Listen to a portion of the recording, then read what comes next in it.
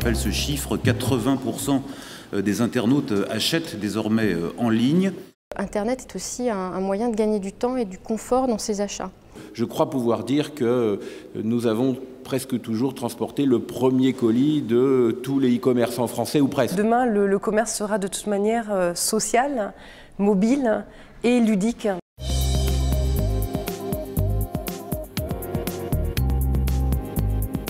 Quelle sera leur rentabilité? Comment l'améliorer, cette rentabilité, puisque c'est un des gros problèmes qui est posé au secteur. À la fois les pure players, mais aussi les opérateurs les enseignes en fait, les marques ont besoin de trouver elles aussi des relais de croissance. Notre conviction forte, c'est que la qualité de l'offre et le fait d'avoir des très belles marques avec des très beaux discounts génère du trafic. Et qui dit plus de trafic, dit naturellement plus de possibilités de faire du chiffre.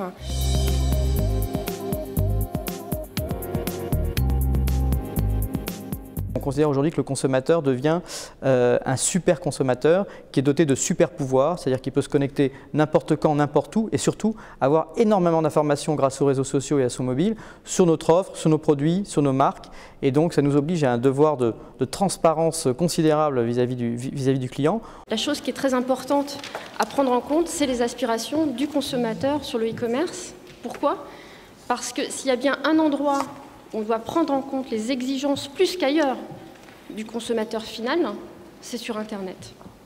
Parce que sur Internet, évidemment, vous savez très bien que le consommateur a souhaité prendre la main sur la consommation en étant plus averti, plus impliqué. Internet a vraiment a été l'outil clé qui a permis aux consommateurs de prendre le pouvoir, de s'émanciper des marques.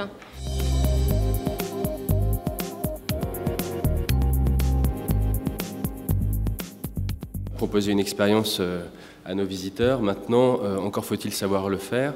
Et il y a tout un travail qui est mené aujourd'hui de réflexion par les enseignes pour justement arriver à créer cette expérience. C'est vraiment une des premières choses à suivre, ce sont vos retours clients qui sont exposés dans les stores. Ce qu'ils demandent avant tout, et c'est ce qu'ils trouvent aussi avec les applications, plus que sur le site, c'est la simplicité en effet. Et ce qu'il faut avoir à l'esprit, en tout cas ce que nous avons compris, c'est cette notion de complémentarité d'usage. Faut-il reproduire sur mobile à l'identique un site internet, enfin le site qui est accessible depuis un ordinateur fixe? Je pense que la réponse est non, car l'usage n'est pas le même très clairement. Le mot d'expérience et entertainment est vraiment un terme qui nous anime tous. Mais le moment dans les réseaux sociaux est un moment non marchand, qui est plutôt un moment de collecte d'informations, de précision des besoins de l'internaute à travers l'étude de ses comportements. Là où on arrivait à mieux mettre le produit en avant et à apporter le meilleur service, c'était le magasin du web, donc notre site.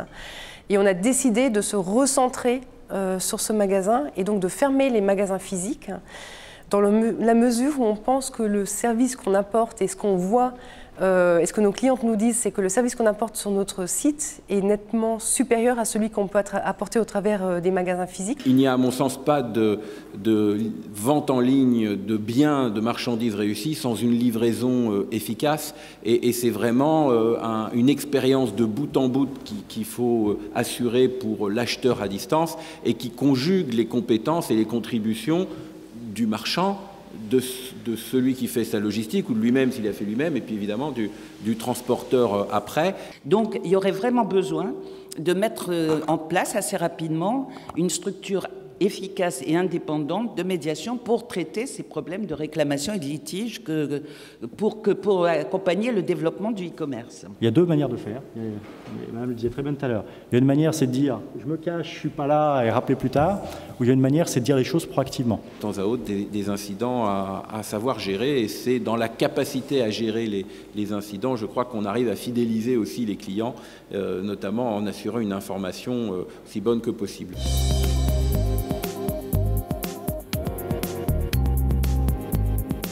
Pour un pure player, l'audience est beaucoup plus importante que pour un retailer qui, lui, va vraiment se focaliser sur les ventes davantage, j'ai envie de dire.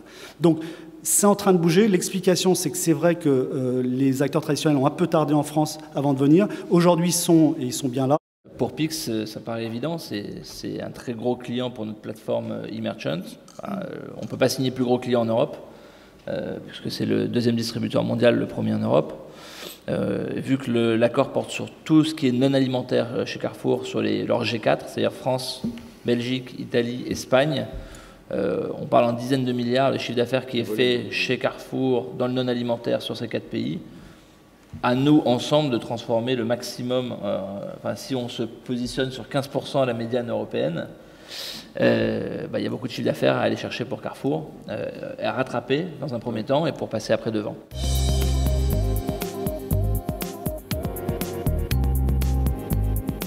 Il y a quelques années de ça, lorsqu'on commençait à voir le boom du e-commerce, la question qui se posait alors, c'était restera-t-il des magasins dans quelques années? Je comprends qu'aujourd'hui, la question est inversée, avec même la question provocatrice de la FEVAD, qui est le e-commerce sera-t-il encore présent dans une dizaine d'années? Le e-commerce est mort, c'est-à-dire qu'il est présent partout et le consommateur, le chaland, est le même que l'internaute. Je dirais qu'il faut maintenant éviter de faire cette distinction. Sur ces nouvelles frontières du e-commerce, ces frontières qui finalement sont en train de disparaître, qui sont en train de s'évaporer. Et c'est vrai, on l'a dit, on l'a écrit, 2020, la fin du e-commerce. Notre conviction, c'est qu'effectivement, le e-commerce sera partout, il se diffusera à l'ensemble du commerce et ça deviendra du commerce.